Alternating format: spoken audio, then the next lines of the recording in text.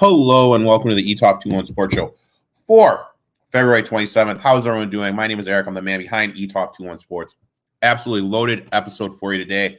Apologize for my voice. I'm a little bit under the weather, but I'm battling through. Chase is going to stop by, aka the Wolf of Oaklawn, the host of the notorious OTP podcast. Him and I are going to look back at the betting weekend. We're going to share a college basketball future or two, plus share our bets for Wednesday. And Gino will have his horse racing bet of the day from Gulfstream Park. But before we get into all that, I'd like to say thank you to the sponsor of the show, Parlay Play. If you're not using Parlay Play, you're missing out. It allows you to parlay two player props together. If you're watching this on YouTube, click the link in my bio to go there. Use promo code NFL Betting Blitz for 100% deposit match. If you aren't, go to the App Store, download Parlay Play, and use that promo code. Phenomenal app. If you're not using it, you are missing out. Now let's see what Gino has cooking for us this weekend over at Gulfstream Park. It is a really big week of racing coming up this week. We have Gulfstream Park, Fountain of Youth, 14 races on Saturday. I think 7 graded stakes races there on tap. It's just an unbelievable day from top to bottom. What is it? 1, 2, 3, 4, 5, 6, 7, 8 graded stakes races. I was wrong. I shortchanged them there as we dive into the Daily Racing Form past performances and take a look at the Fountain of Youth. Now, since it's early in the week, the morning line odds have not come out yet. But in this race, Speakeasy will take a lot of money. He's actually cross-entered in a race on Friday, so they're not quite sure if they're going to run in this race on Saturday yet or on Friday. Others in here, like Victory Avenue, will take a ton of money. He's going to be a major player. Dornich is one of the best 3-year-olds so far, and probably one of the most accomplished, coming off that Remsen win with Sierra Leone coming back to win out of that race. And then Locked is going to be a major player in here also. I think the horse to bet in this race is actually Real Macho. He could get a fantastic trip in here. He is a horse who is stepping forward very nicely. If you look at his races in his debut, he lost to No More Time, who came back to win the Sam F. Davis. Then Real Macho wins in his second start. In his third start, he's behind a horse named Change of Command in Cardinale. He was just really wide that day, and it just did not shape up that well for him. He's more of a mid-pack closer. He's a horse who's going to be passing horses late. He's just not quite as fast as some of the others. So in this race, especially if Speakeasy's in here, From the Rail, Les Dombreaux, Victory Avenue, all 3 of them could be forwardly placed. We've never seen Dornich have to sit off the pace before. So all of them could be in the mix early on. They could be really, really heating it up on the front end. Horse like Merritt, you don't think will be too far out of it also if he's in this race. So make sure you look at the final entries for this race come Saturday, but if it stays intact, I think there's going to be a fair amount of early speed, and it should set up very well for Real Macho. If he's anything in the 6-1 and above range, I think that's fair value for him in this spot. So let's keep an eye on Real Macho later on this week on Saturday in the Fountain of Youth. That's going to go as race number 14 on Saturday at Gulfstream Park. Get to drf.com for any of your handicapping needs. DRF Bets is the place to go when you need to make your wagers. Good luck when you're playing the races this weekend. Make sure to give my boy Gino a follow at It's Me, Gino B. I'm going to be on his podcast every single week talking NBA for the rest of the basketball season. Now, without further ado, let's welcome the host of the OTB podcast, Chase, to the show. What's up, Chase, Uncle Rico? Dude, I'm battling over here, man. How are you doing? Dude, big-time players make big-time plays on big-time podcasts. Look at this guy. Popping a Ludens, just ready to go. Let me tell you about my day-to-day, buddy. Sick as shit. Almost hit not one, but two deers coming home. Jesus. And Chicago, it's ungodly hot right now. Like, literally, it's like 70 right now. Yeah, that's how it is here. The weather's going crazy. I had the tornado siren go off twice with some freaky robot voice yelling at me to seek shelter. So that's been my day so far. So I'm excited for you to be here. Excited to talk some sports with you, man. So yeah. Yeah, I'm glad to witness what might be, sounds like your final moments. Like if this turns into like a Blair Witch kind of stream, then I'm for it. I'd like to be here for that. All right. NAA86. Who is your most overrated top 10 college basketball team? I have a couple, man. Let me see. Let me look at the top 10 here to get a better idea of who, because it's one of those things, like I have to be looking at everybody together. Yeah. Okay.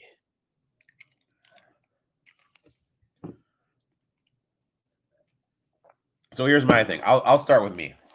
Man, okay. Go Houston, ahead. Houston can defend like Houston can check. Don't trust them enough to score. Purdue, don't trust the guards.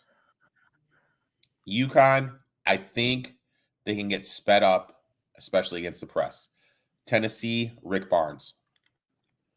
Kansas State, don't like the backcourt. Rick Barnes, yeah. Iowa State, don't trust their offense. North Carolina, I think they're this year's Tennessee. Nobody's hitting threes against them. As soon as they play that team that hits threes, they're going to struggle. We saw that against Clemson.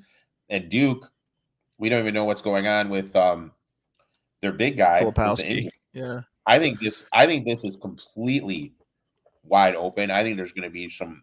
It wouldn't surprise me if not one seed made the Final Four.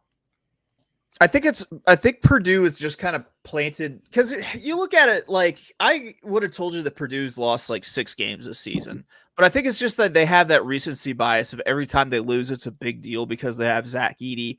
I don't know. I think Duke at number 10, definitely vulnerable because like you mentioned, Filipowski still injured. That's right. I hate the Lakers said it. Per don't do it. Also, they seem to be kind of predicated on their 3-point shooting, on how well their guards like Roach can shoot, and like they can just have a cold shooting night and be out of it and get beat by an athletic team that can guard the 3-point line. Outside of that, like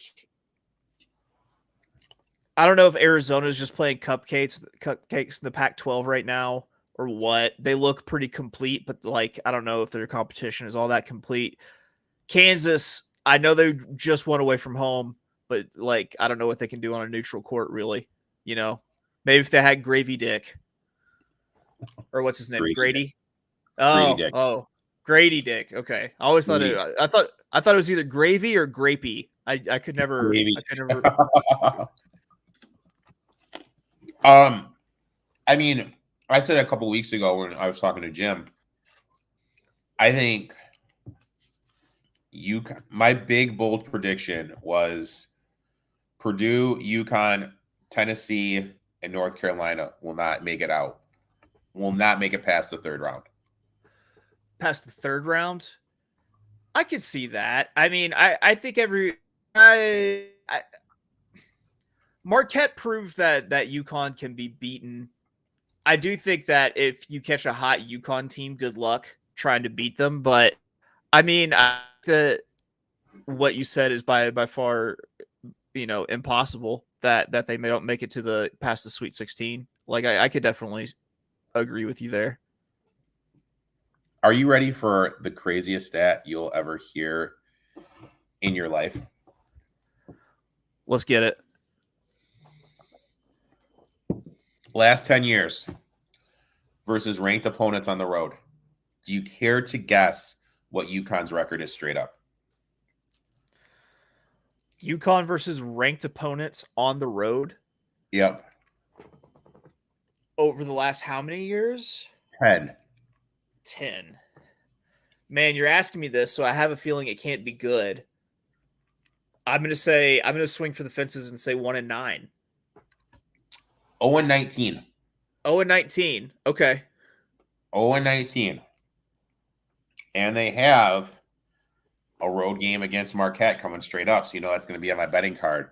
I think it's Saturday. So that's kind of a crazy thing when you think about it. Yeah, it is. There's a lot of really good basketball coming up this week. Double fisting within the cup. Dude, Bob, I am sick as shit, dude. I got the finest tap water Chicago can buy right there. And I got Energizer C in the red cup. Whew. There he goes. And I have a lovely selection of Halls on the table. So, when I played Ultimate Frisbee on Sundays, when your muscles were all bothering you, what you would do is you'd open up a packet of Emergency and you'd open a PBR and you just pour it in there and let it fizz up inside the little packet and drink it. Hit it that way. Yeah. I did not bet Oklahoma State, excuse me, on Saturday. I'm sorry to let you down, Sports Facts. I did not let them. Nephews look good, my man. Thank you for asking. Oh, here we go. Thanks, buddy. I appreciate you, my friend. Appreciate you. Thanks. Appreciate you. Let's make Thanks. some money. After the last 2 wins, can Kentucky make a run? God, I hope not. I say no. I don't think they should have lost to Mississippi State. Mississippi State had a bad 3.5 minute run. They should have lost that game. Any team that's big and physical like that, that can slow down. They stand no chance. If they play a team like Alabama that can't rebound, likes to get out and run, then look, I think they can beat them. But if in the first round, if they play a physical team that can rebound, I think they're going to lose. To me, this is a team that could make the Final Four, or they can lose to. I'm spacing off the top of my head. Some physical mid-major round 1. Here, I'll tell you this. If Arkansas can somehow pull it out against Vanderbilt in this game and keep on their run, look out for Kentucky to lose to Arkansas coming up, because I think they might have figured out a little something with the Hogs. Is Dayton a threat in the tournament? I mean, they're a good shooting mid-major. Every good shooting mid-major is a threat to at least make it to the Sweet 16, right? Yeah, that's true. I mean, the one thing I hate that the tournament does is they always pit the 2 mid-majors. So there's like that mid-major who's on the 5 seed, right, and that mid-major on the 12 seed, and they always pit them against each other. Right. I hate that. I absolutely hate that. Obviously, this is now when we get into the takeaways from the weekend. But one of the big things that happened this weekend was the court storming incident at Wake Forest with Duke's big man going down. We don't really know how long he's going to be out yet. Chase, I did want to hear your take on that. What do you think we should do with court storming moving forward? So first, I want to say that I think Kyle Filipowski stuck out his leg to try to trip somebody, and that's how he got run into. Like I kind of saw that. I saw he kind of stuck out the leg like he was going to trip the kid who was coming through to be a jerk. Maybe that didn't happen. That's just what I saw. Maybe it's just me like imagining some sort of like him being like the bully in like a teen movie or something. But I'm really sick of court storming. I'm really tired of it. I really don't care. Like you have to do something like for the first time in your program history. Like you get to storm the court like once every 20 years with your program. I feel like if you do something you've never done, like beat number 1 at home, like, yeah, okay, you can do that, but you don't, that's the bar then. Like, how are you going to top it next time? I like court storming. It's part of the magic of sports in my eyes. And Chase, I've actually done a court storm once. In 2007, when Michigan State upset then top-ranked Wisconsin. And it was great. But with all the recent injuries, I really do think we need to look into some changes, such as where is the security? Why aren't there cops right by the visitor bench in front of the student section? In the world we live in right now, and I think you'll agree with this, I feel there is not any place that can have too much security. Yeah, I agree. Now, you look at these top-level programs like Kansas. Kansas has their own security team that are off-duty cops that travel with them, that stay by the bench and protect them during court storming situations. You looked at even tonight, there was a visible cop presence during the Mississippi State Duke game. Visible. Yeah. To prevent anyone from getting hurt if there was a court storming. I think let the players get off the court, let them be safe. And if the kids want to storm the court and celebrate after a big win, I see no harm, no foul. I see. The thing is, like I said, I'm not completely against it.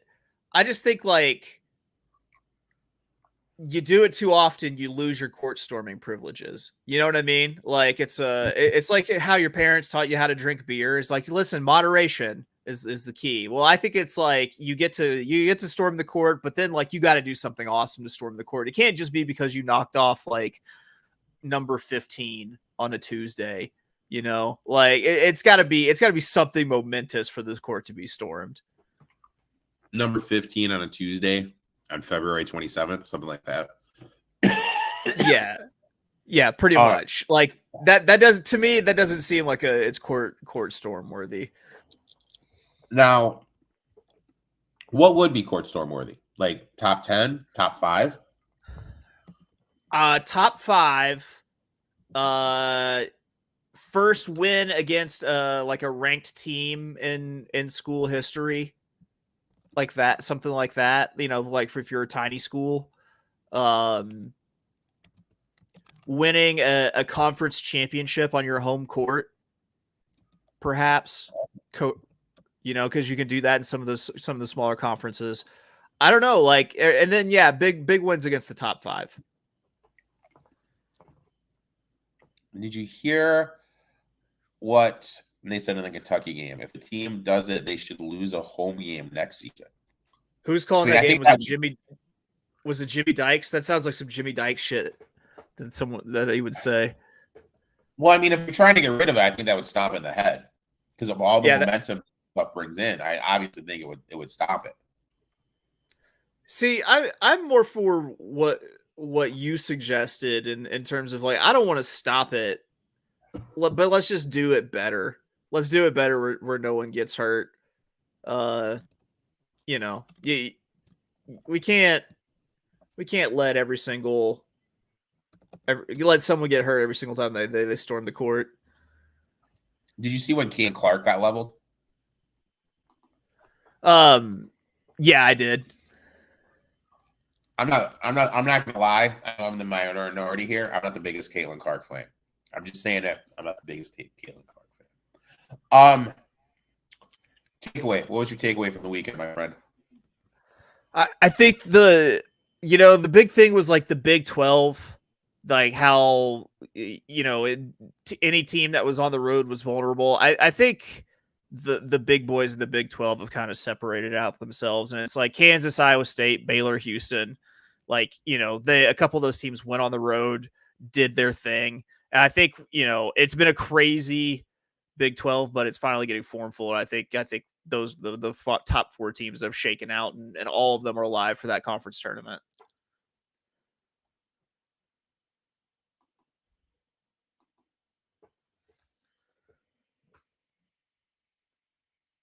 I think Uncle Rico might have frozen.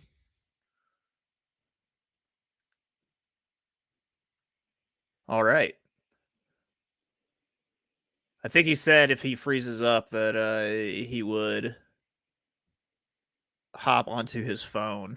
So if that happened, there's also the possibility that Uncle Rico has been taken away by a tornado.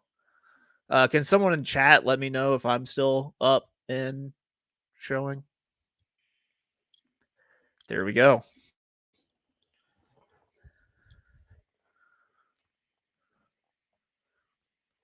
Can you hear me, my friend? I can hear you. How do I look, man? How do I look? Dude, we're in the middle of a monsoon and a hailstorm here, dude. You look good considering. Look, if you're watching on YouTube, I'm sorry. I'm a little choppy, a little rough out here on Chicago.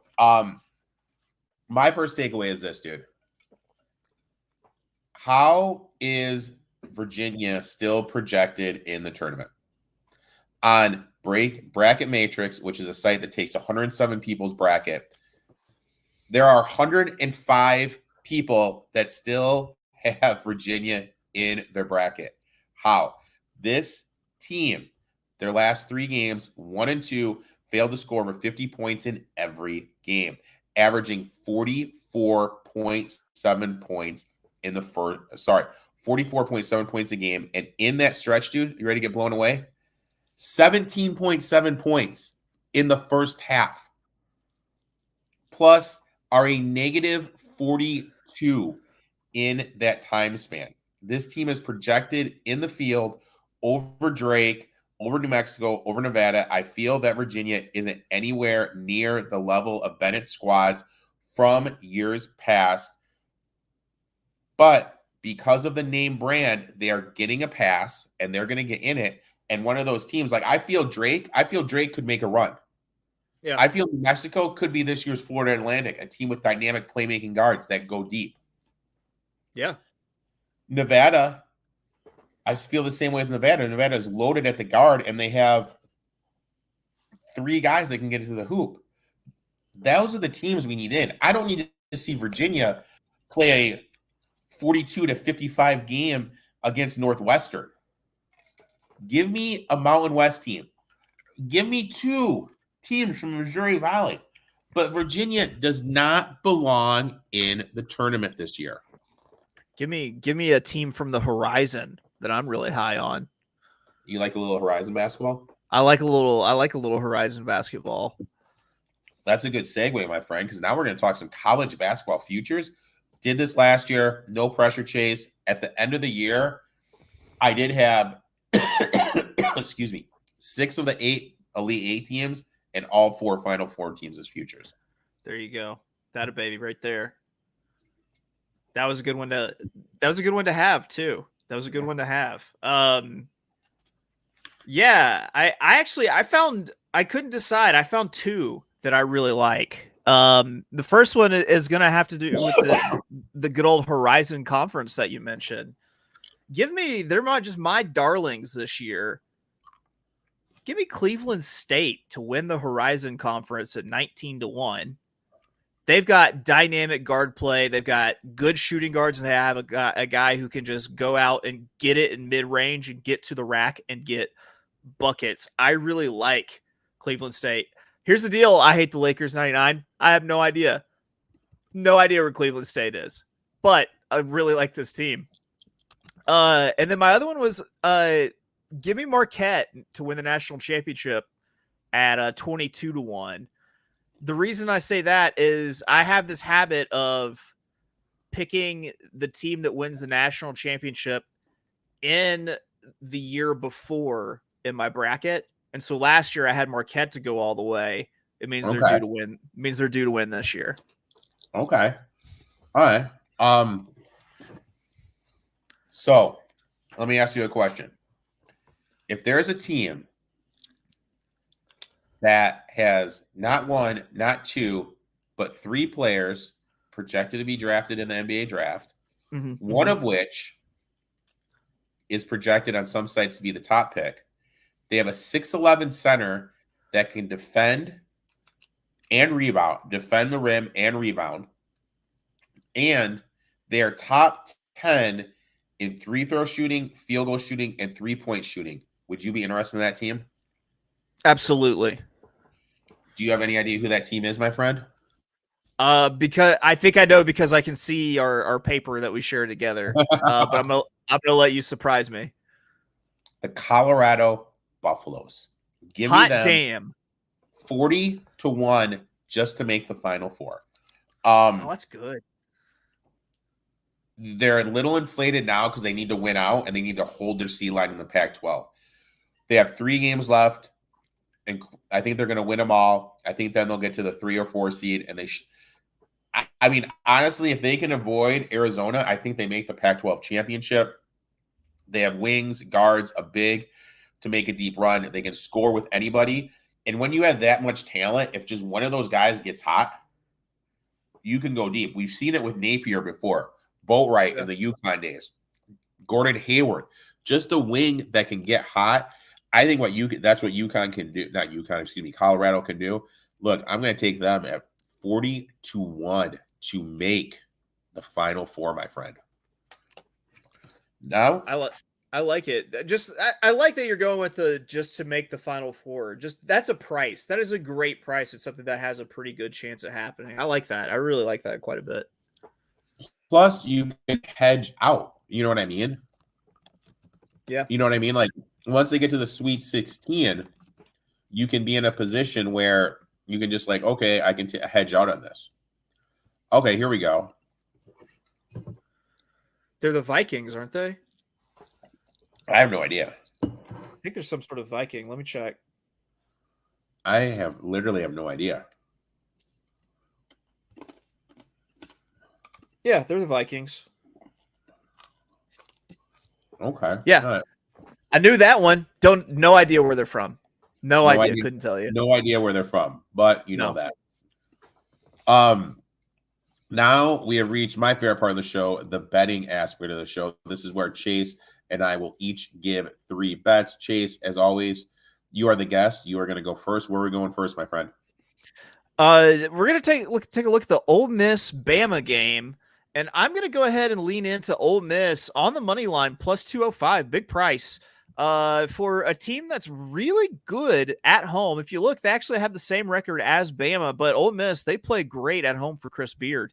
I don't think that it's outside the realm of possibility at all that Ole Miss sneaks up and gets the win at home versus Bama here. I love Ole Miss. Actually, this was going to be one of my plays, but you snaked it. You sneaked me to it. And dude, my favorite guy in there. Dude, look, my bill is paid. We're in a goddamn hailstorm. There's 50-mile-per-hour winds.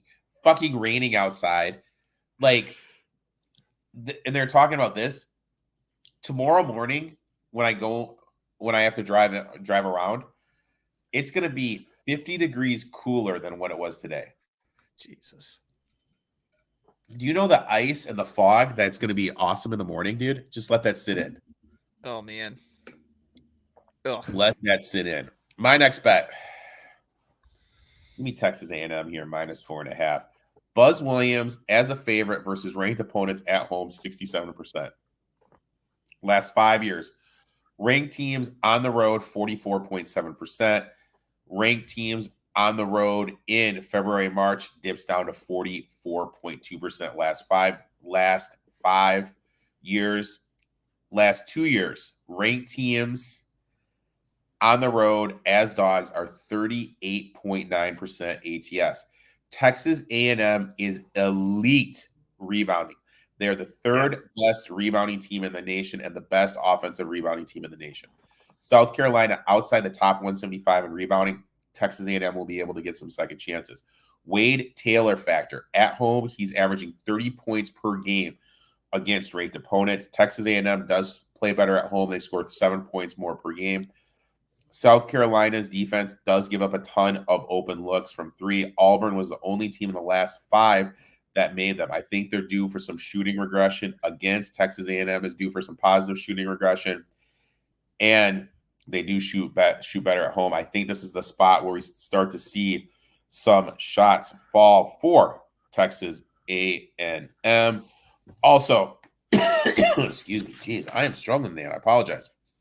A good situational spot with Texas A&M coming off being embarrassed by Tennessee, and South Carolina has Tennessee on deck. Plus, this is the season of Texas A&M. They need to win to help their resume. Give me Texas A&M minus the 4.5. Woo. I never know what to make of Buzz Williams because he was completely bald. Like he was shaved to the skin bald, and now he's got like that coif of hair. And I don't know if he got like hair plugs or if he was just like bald by choice. And if he's bald by choice, then he's the most dangerous man in America. Do you think he Urlachered it? He could have. It's possible. You think he pulled an Urlacher? Got a little hair plants? All hair plugged up, just hair like a doll. Texas A&M should be better than they are. That's a fair point. They should. Texas A&M, if they could make a threes and three throws, they'd probably win the national title. They are elite. Counting on their guard, but they're just so up and down with how they play. And they are elite on the glass, like you said. Like I can't remember the kid's name, but him on the offensive glass in particular. Oh my God, he wears you out offensive rebounding. We got Bedford and Taylor. I mean, look, I'll probably bet them to win the SEC tournament. Yeah, I hope they get in, but yeah, I think this is the spot. I think they're gonna cover this 4 rather easily. Bet number 2, where are we going, my friend? Got Auburn and Tennessee. Give me Auburn on the money line against Tennessee. Auburn in a little bit of a bounce back spot after they were let down over the weekend. Really good just Wednesday night of basketball with an SEC slate with Ole Miss, Bama, and then this Auburn and Tennessee game. But I think it's a much closer matchup between Auburn and Tennessee than these money line odds are giving to me. So I think it's just good value to jump on. So I'm going to go ahead and I'm going to hit up Auburn straight up on the money line plus 198. I like that. Bobby, dude, I'm trying, man. I'm battling, dude. Dude. My nose is hell right now. I know people don't want to hear that, but I'm battling. Are you going to parlay Ole Miss and Auburn money line? I might as well, right? Might as well sprinkle just a little bit, maybe a little quarter unit kind of play. Yeah, why not? Only live once. I kind of like it. I think both of them are really live. My next one, and this one is for my boy, OK State, baby. Yes. 1.5. I think this is a great situational spot to fade UCF, coming off a double-digit win at home over 23rd ranked Texas Tech with Iowa State on deck this weekend. Last 20 years, teams after beating a ranked team that are road dogs are 48% against the number. UCF struggles on the road, scoring 6 points less per game, shooting worse from the floor and worse from three, and they're not a good shooting team to begin with. They are outside the top 300 in field goal per shooting percentage, outside the top 285 in three-point percentage, and are coming off a game where they shot 50% from three and 47% from the floor. OK State's defense is elite. They are going to force UCF into some shooting regression. OK State is a good three-point shooting team, and UCF struggles defending the three. Visiting teams the last 20 years are 47% ATS on the road in the Big 12. Second worst. So teams in the Big 12 on the road aren't covering. I think that OK State's defense will limit UCF, and UCF will struggle to match up defensively with OK State. Sports facts, give me the Cowboys minus the 1.5, man. All right. Just you're gonna ride that Cowboy train until the wheels fall off, which I respect. I respect the hell out of it. I am 4-2 this year betting them. That's positive ERA. There you go. You just gotta know your spots, man. I am the OK State whisperer, let's say. The OK State whisperer. I like it. I like it. All right, Chase, where are we going, man? We're going to go ahead and we're going to take it to a team I mentioned earlier. They're my darlings. I absolutely love this team. Have loved them all season. I'm taking Cleveland State -7 against Green Bay. They just lost to Green Bay earlier this season. I think they get them in the bounce back spot. This team is tough as nails. Even whenever they're losing games, they're only losing by like a couple of points. I like them to go ahead and handle business and cover. They've got dynamic guards that can score. And I want to say that they have a just, pretty spectacular record against the spread this season. I'm trying to find the stat right now, but it's pretty solid. So let's go ahead. Let's go Cleveland State -7. Cool, Kev. What's up? Thanks for tuning in, my friend. I like that, dude. Hopefully they can get in. Horizon Teams is always that league where their teams are always live, even if it's a 116, 215. They're always live. So hopefully they can cover this game. Hopefully they can get in for you. We look to make some money betting them. My last one. Going to Big East country. Give me the Butler Bulldogs -1.5. How do you not fade St. John's after that win against Creighton? Good matchup for Butler, too, as St. John lives in the mid-range. Butler is good defending that. Butler is a good three-pointing shooting team. St. John's does struggle defending the three. Case in point, Georgetown, Ed Cooley, who we mentioned.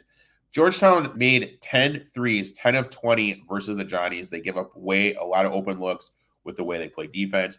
Teams that beat a ranked opponent in conference by 14 points or more that are playing their next game on the road, 45%. Last 2 years, teams in a 4-game losing streak, like Butler is, in conference that are home, and the line is between -2 to +1. So basically a pick 'em. 60% against the spread. That's what Butler is. Last 2 years, teams in a 4-game losing streak in February and March, 61.3% ATS. Like the spot, like the matchup. Give me Butler -1.5, my friend. I think this is the first time I've ever taken not one, not two, but 3 favorites on the show. I'm usually a dog player, my friend. You usually are.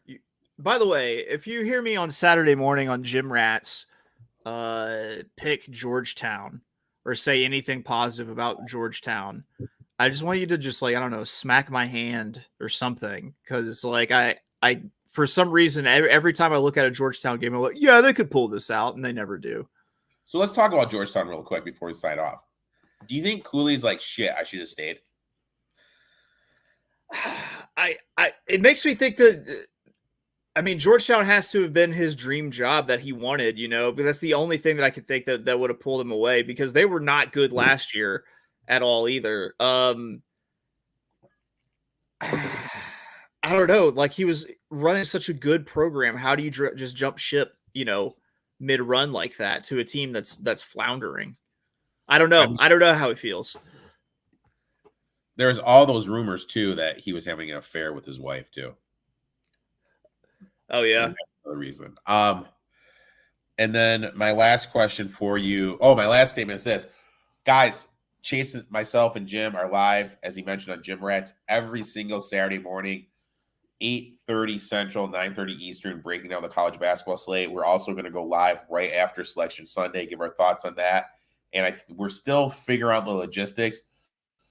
But the plan is that one of the 3 of us, at minimum, will have some sort of preview show the Thursday, Friday, and then we'll both be, all 3 of us will be there Saturday and Sunday. But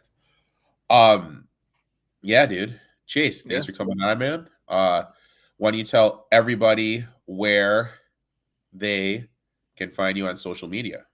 Yeah, you can find me on Twitter at of Oaklawn. That's OF and then the word Oaklawn, like the track. And then you can follow my podcast, The Notorious OTB, at Notorious_OTB. You can get that podcast wherever you get your podcasts, I guess. And you can also follow me on Instagram at Wolf of Oaklawn. Make sure to give my boy Chase a follow, and we'll be back next week with Wade from Wade Bets. Until then, let's make some money. Let's cash some tickets. Until next week, boys and girls.